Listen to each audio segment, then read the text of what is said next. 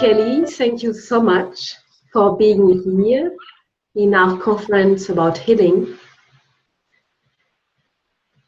I am so happy to meet you.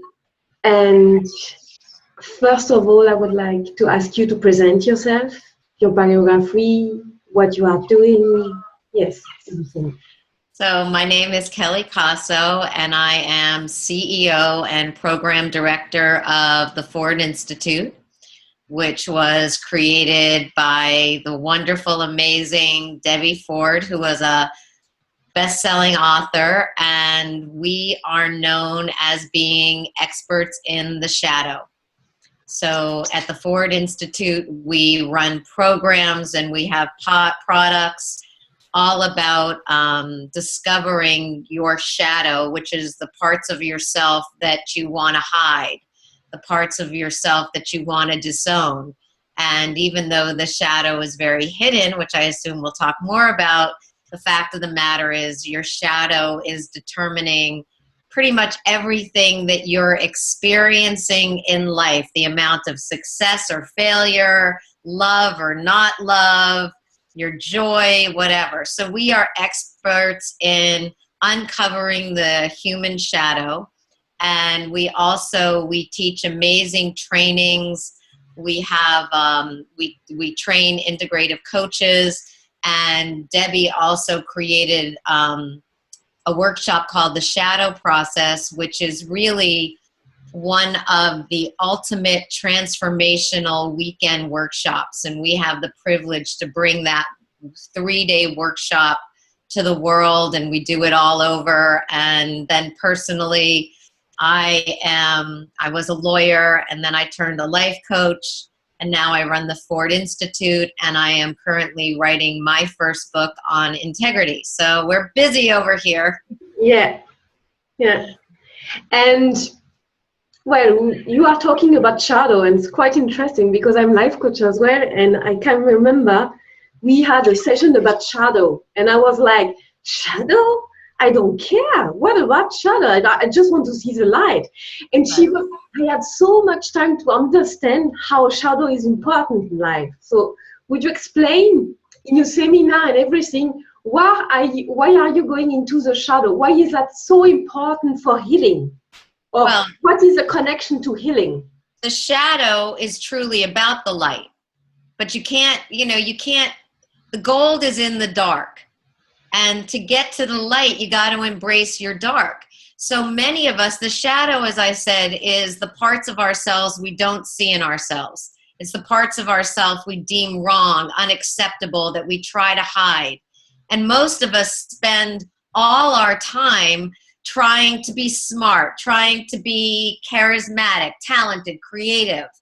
And we don't realize that all these other parts of ourselves are there, but we're not having access to them. So the shadow is all of the parts of ourselves that we've pushed in the dark. And we want to bring light to the parts of ourselves that we have disowned, positive and negative, because people disown as much of their positive as they do their negative, so that we can have the full access to all of ourselves. Because at the end of the day, as Carl Jung said, I'd rather be whole than good. And so if your outer world is a reflection of your inner world, and you're only owning 5% of who you are inside because you deem the other stuff as bad or you don't see it in yourself, then you're only going to be creating 5% in the outer world. So the more that you own of yourself, the more you're going to create inside. And in terms of healing, we spend so much time running away from ourselves and running away from the parts of ourselves that we don't like, and the past and everything, that it's exhausting. We're trying to cover up, oh, they won't like me if they know that about me. And so in terms of health, it creates so much stress, not just being with yourself. You're not going to get rid of those parts of yourself. So trying to run away from them is it's exhausting, and it's not going to happen. So our work is about leaning into it, embracing them, and getting a shift in perspective so that you can love the parts of yourself that you've deemed so wrong or don't see, so you can have the ultimate healing, which is wholeness, which is self-love. Yeah. Yeah, that's true what you're telling us. This is this part of acceptance, right? Just take the things like they are and to love everything in oneself, even if that's good, even that's bad. Because if you don't do this step, you're going to be exhausted and you're going to be stressed and you're going to be out in the world. Oh my God, they're going to find that about me. They're going to find that about me. And you have that negative internal dialogue going around all the time. Yeah. And at the end of the day, that causes dis-ease. So if I'm asking you, what is healing for you? How would you describe it?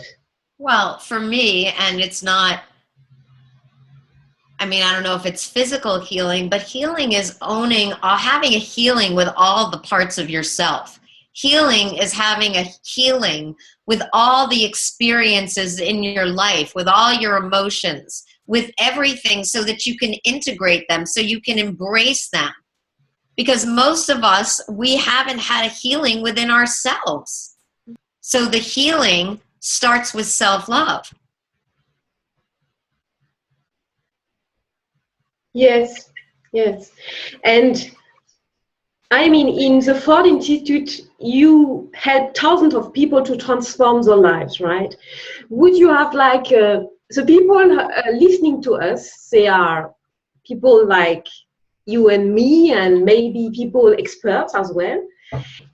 Could you give us examples of people you helped to heal in the Ford Institute, or yourself? How did you get that? I mean, so it's like someone comes in, like I have a client and she's come to the shadow process and I work with her. It's this beautiful 25-year-old girl who's graduate school in an Ivy League school, and she had this looping of I'm not good enough going on. It's so much anxiety that she would freeze. She'd freeze when going on a job interview. She'd freeze during a test. And so when she learned about the shadow and learned about embracing all of herself and she could own that she was spectacular as well as not good enough, her whole life changed. She stopped having the anxiety attacks. And so when you can embrace that you are everything, that we are, selfish and selfless, we are smart and we are stupid. When we can make peace with all parts of ourselves, we no longer have to feel that anxiety and that anxiousness inside of ourselves. So we see a lot of people that by owning and by bringing love to themselves, they have a healing within themselves. I know my whole life has changed because before I was a total perfectionist. Yes. I always felt I needed to be perfect. And that drove me that I could never stop doing. I was always working to keep proving how amazing I was. Mm-hmm. And after a while, it just got to be exhausting. And so now I can be amazing and I can be lazy. And I love both parts of myself. And it makes life so much easier when you have this unconditional acceptance for yourself. And you start using your life instead of it using you, when you can find the gifts. So shadow work really just helps you in terms of being. Yeah. Be with yourself and you don't have to numb yourself. How many people get sick because they're numbing out? Because they can't be with some parts of themselves or some experience from the past. So they have to drink over it, work over it, whatever it is over it. But when you learn shadow work and learn to embrace all of yourself, then you don't have to numb out. Yeah. And it has a lot to do with learning to let it go, right? Well, it's not about letting it go, because you're not going to. What you let go is that perception, Yeah. because transformation is a shift in perception. So we've all been seeing something in one way. We've had this mono focus. So I don't like that, and I like that, and and transformation is a shift in perception. It's looking at the same thing with a different set of eyes. And so now you're bringing in eyes of love. You're bringing eyes of kindness. You're looking for the gift or the wisdom instead of just making everything wrong. And so it's that shift in perception that creates the transformation, that creates the ease and acceptance and the new way of being in your life. And do you have like kind of exercises you are doing, or do you have like a process within the Ford Institute you are going through, or how does that work? Yeah, so all of our work is very experiential, because transformation doesn't happen in the head, it happens in the heart. So we always have exercises, internal processes, especially when you come to the shadow process. It's like this beautiful, I call it a roller coaster, but it's one exercise after another. And so you're having experience of transformation, because the head can't take you where the heart wants to go. And even when we do one-on-one coaching, we always do an internal process with our clients, because we want our clients to know that their answers lie within. So much of us are running around looking for the outer world to tell us our answers or to affirm us. But what we have to build is that muscle of trust, that we have everything that we need inside of us. And so we stop looking out there and start looking in here. Yes, it is always this point that healing can happen if oneself allows it, right? If oneself what? Allows. Allows it. Yes, allowing is huge. You have to allow. Yeah. Yeah. And we are talking about revolution of healing, about a new wave, about a new understanding of healing. What is for you, or in your mind, what is heal revolution for you? Healing revolution is starting to love yourself, because the revolution has to start inside. When we can start loving all of ourselves, we can start loving everybody else. So the healing revolution has to start with self. Okay. And that would be the best revolution, because we're projecting all over each other. You know, there are so many haters in the world, and we're pointing our fingers at other people, but we're not looking at the 3 fingers pointed back at us. And so the revolution has to start with self-love, because if you can find that compassion and that love inside of you, for you, you can find it for somebody else. And typically it's easier to find it for someone else. Well, I'll give you a break before I'll give myself a break. And so if we can start all being the change we want to see in the world, starting with self. Because if I'm loving myself, I don't have to make you wrong. I don't have to judge you. I don't have to put you down. I don't have to compare myself to you. I'm applauding you, like great for me and great for you. Mm-hmm. Yeah, this kind of tolerance as well, but as well just feeling love for oneself, and when you feel love for yourself, you feel love for all the other one, right? When I'm feeling good about myself, I don't need to put you down to put myself up. I don't need to project on you. I love all of you. What I love in me, I love in you. I can love your selfishness, and I can love your selflessness. I can love your lazy side, and I can love your responsible side. Mm-hmm. But I have to identify anything that I have judgment about, because you're just there to show me me. So when I work with couples, I always say that it's not that the person came in to make your life miserable. They came in to show you the parts of yourself that you've disowned so you can be whole. They're actually a gift in your life because they're there to serve as your mirror so you can become more self-realized and more self-loving. They're not there to make you miserable. It's just we're not told that. We're not told that people come into our life to heal us. That's true. That's true, yeah, totally agree. And if you would like, I mean, if someone is starting a process, but is like in beginning of the process, is like feeling,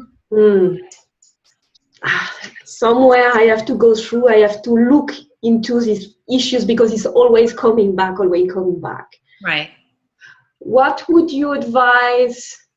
Maybe small exercises, small things, or small questions he could ask himself. What would you advise in that? I would have them start looking at the parts of themselves that they judge as negative. And so they need to identify them, unconceal them. They need to see how I am that, how they are that quality. And then they need to just find the gift of that quality. Every quality serves us. Yes. So my lazy self, it's either had me come really responsible, or my lazy self has me take a day off, and I need a day off. You know, my selfish self has me say no. So the best thing for them to start doing is to see anything that they're judging, any quality they're judging in the outer world. So if they see someone who's exhibiting a behavior they don't like, then they say, what kind of person would do that? So if someone leaves, crumbs on the counter, what kind of person leaves crumbs on the counter? And then maybe you say a slob. Okay, so now you've identified a quality that triggers you, sloppiness. And then you want to say, well, how am I that? Well, I'm that when I don't pick up my clothes or I don't do my dishes right away. And then how could it serve me to be a slob? Well, maybe being a slob has had you be very neat. Or maybe being a slob just allows you to let the dishes stay at night and do them in the morning so you can get a good night's rest. And so you want to start finding the gifts and the qualities you've disowned. Owning back the shadow parts. And that would be a great place to start. And then, of course, they can come to the shadow process, which is a 3-day miracle. So you are going through 3 days, right? Well, it's 2.5. And your life, it's amazing to see how people just dance out of that workshop. I can imagine that. So you can advise people first starting with making a list of all the stuff, or the shadow side, right? Right. Maybe starting. And then maybe the thought, like this workshop, because what is your mind? Is that easy to go through alone? I mean, you did it, I made it as well. How is it to go through the process on your own? Well, look, you can start it on your own and you can get videos and books and things like that. But there's something about when there's a room full of people, the only one who can't see ourselves is ourselves. And so we need assistance to help us see ourselves. I mean, look at the Olympics. All those people in the Olympics had coaches. So there is something about having a team or a coach to help you get to your goal. So if your goal is to transform, if your goal is to stop being stuck, if your goal is to heal your heart, your goal is to just understand more about what's driving you, then just like you would, suffering is optional. Your life can transform like that. But we weren't taught all this stuff. And so oftentimes, and it's not the natural way of thinking, we've been taught to do better, to change, to fix it, to get rid of it. We haven't been taught to embrace it. So many people, they can't find the gift. Like, how can I find the gift in a trait that I've hated for so long? Or that You know, how could I find a gift in my anger if my angry mother beat me up and hit me and whipped me? So there's so many things that we don't even know have happened, this operating system that's formed under the age of 10. And so you need help to see it in a different way. I know for me, look, I'm a lawyer. I went to a Ivy League school. You know, I'm a quote unquote smart person, but no one had taught me this. And so I needed to immerse myself. And it was the best education I ever had.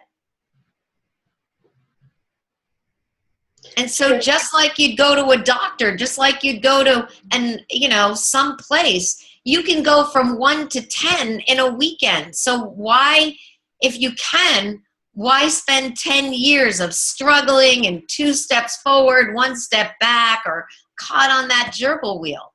Life's too short. Yeah. Yes, that's quite interesting. Is that a question? I mean, with children as well.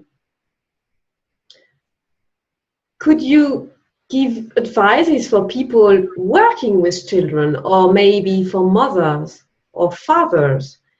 Because is that, like you told us, this is something I would have started with this. It would be the most important thing, right? Much more important than things you learn at school, right? Right. Because it defines your happiness, right?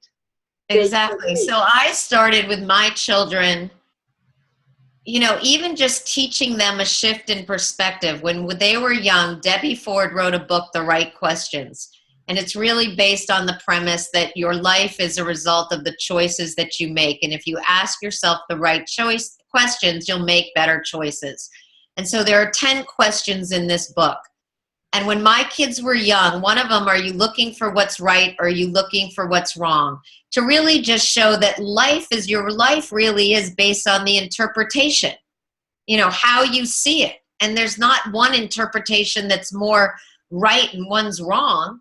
So even at dinner, we used to sit around and I would say, what's the best part of your day? And they would share what's the best part of their day. And then I would say, well, what was the worst part of your day? And they would share what's the worst part of their day. And then I would have them say, well, how could the worst part of your day been the best part of your day? What could you have learned from that?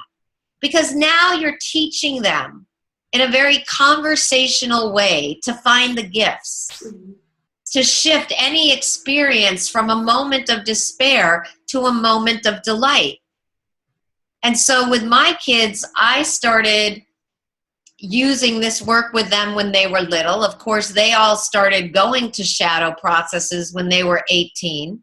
And we see more and more millennials in our work because either they have parents like me, or the consciousness is that there are conversations that can shift your life. So why not get into these conversations? So one of the very exciting things for me is to see all these 20-somethings start coming to our workshop or getting coached and stuff like that, because they're getting that they don't need to suffer. Yeah. They're getting that they can own all of themselves. They're starting to understand that their operating system was, you know, your operating system is formed under the age of 10 years old, and you don't even realize that you're always making meaning. And that 10-year-old self, they don't have the wherewithal to really make the meaning, so they just make something up. And then the event gets hidden in the shadows of your consciousness, as does the meaning you created, but it's running you because your unconscious mind is 95% more conscious, more powerful than your conscious mind. So if you can bring the unconscious conscious and identify with the meanings you made and then shift them, you'll have a whole different reality. So it's exciting to me because I see, you know, young people learning these tools that I didn't learn till I was in my 40s. And so even with little kids, it's just teaching them a shift in perspective, or not saying to them, you're bad, you're greedy, you're this, you're that. have them really start bringing love and acceptance to themselves.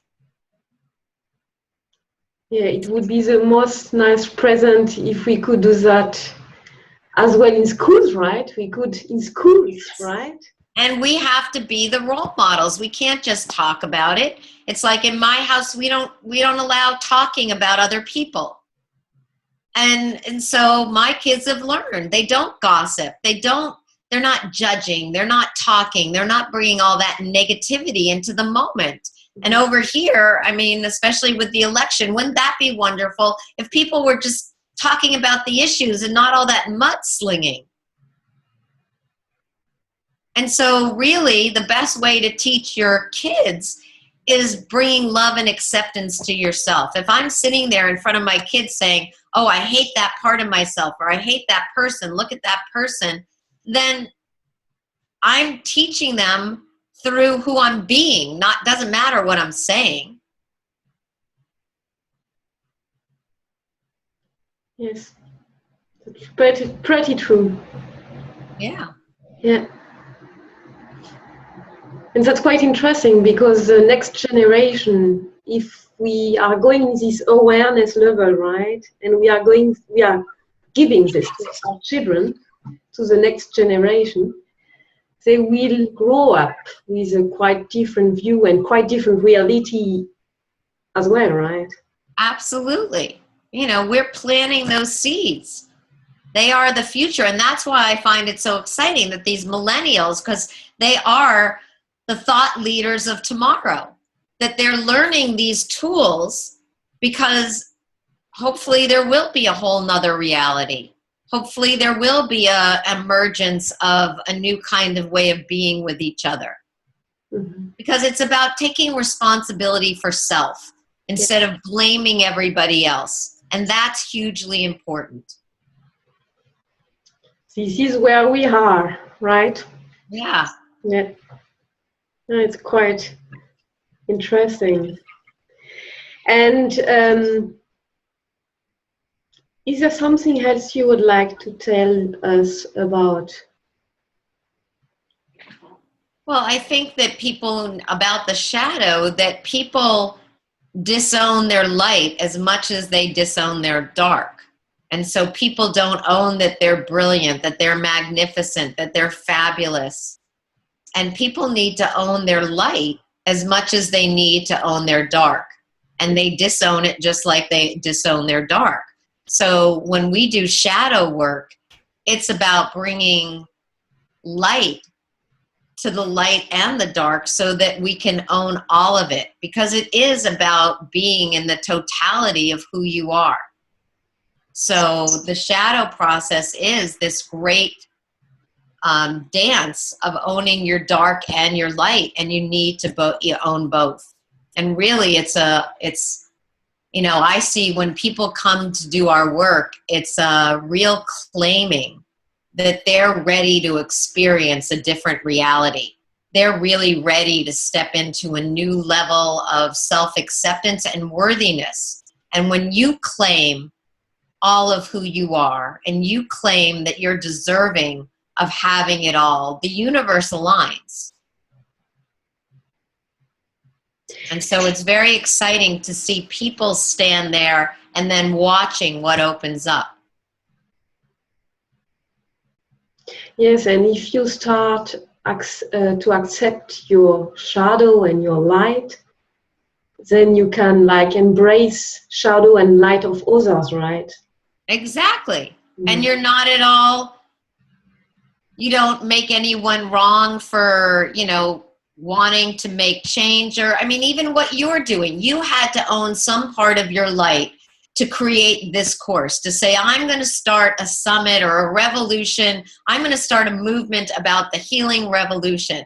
If you weren't standing there and saying, I can do this, and not in an egoic way, but in, I need to do this for the world, that's when change comes. And so you standing in your light gives somebody else permission. Wow, if she can go and do something that she's passionate about, I can do something that I'm passionate about.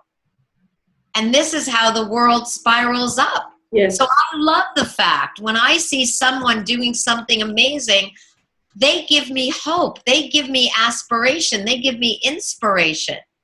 And so it's very cool because if everyone was standing like in awe of themselves, then no one would have to compare or put each other down. And I tell you, if I would compare myself to this one, and I can't do this, I can't do that, I wouldn't take my shadow. I wouldn't have done it, right? No, you'd be paralyzed. Oh my God, I can't. She's better than me. He's this. Know enough. I mean, there's a million reasons to not do something. Mm-hmm. But the fact that you said, okay, you know, you did whatever inner work, and then you're passionate, it's something bigger than you that's calling you. And you stood in that bigness of the we, because in we, there's the wellness. In the I that's scared, or, oh, I can't do that, I won't look good enough. That's the illness. Mm-hmm. And so when you can stand in the vastness of something bigger than you, but so many of us, we're afraid that people are going to judge us, or even worse, that we're going to judge us. And that's why doing shadow work is so important, because you get that you're just a reflection of me, and we're all just human, and you need to embrace your humanity. You know, me and you can have a great conversation, or we can have a lull and it can be boring, but that's okay because we're all boring and we're all fascinating.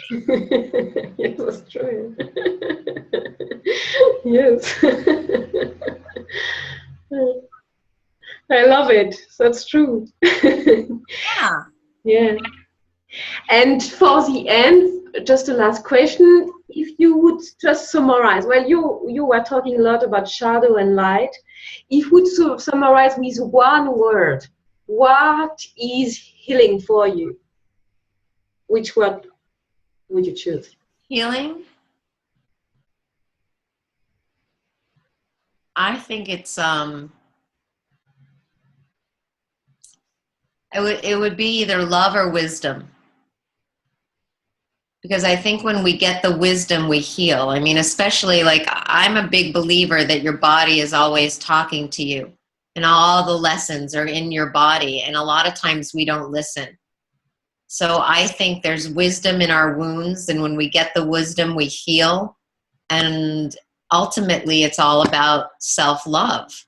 Yeah. And if I could, you know, love myself enough to listen. And this is what you are doing in the Ford Institute, right? Bringing the people wisdom as well, right? Well, we're having them find the wisdom from within. Yeah.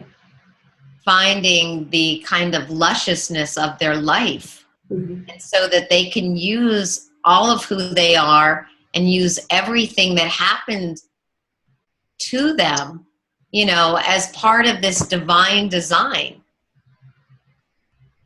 It's really standing in that we're all here. We actually are here to heal, to evolve. And we don't evolve by putting a Band-Aid on something. We evolve by having the Band-Aid ripped off so we can feel it, so we can heal it. So anything that's happening, it's really happening for your soul's evolution. And any of the pain, whether it's your body or in an experience, is happening for you to evolve. So maybe healing is evolving. Yeah. It's really a level of consciousness. That's what healing is. Yes. A different level of consciousness to whatever is causing you pain. Mm-hmm. That's great. Thank you, Kelley. Is there one thing you would like to add at the end? No. I would just tell people that healing is possible. It's not even just possible. It can be so, the healing brings you to a life beyond your wildest dreams, because all of a sudden you're whole and you're liberated. And that's what you get with shadow work. You have a healing with yourself, your life, with the people around you. And then you're just dancing in the delight of all of it. Yeah, beautiful. Thank you so much, Kelley. Thank you for everything. You're welcome. Good Thanks. luck with your series. Thank you. Bye-bye. Bye.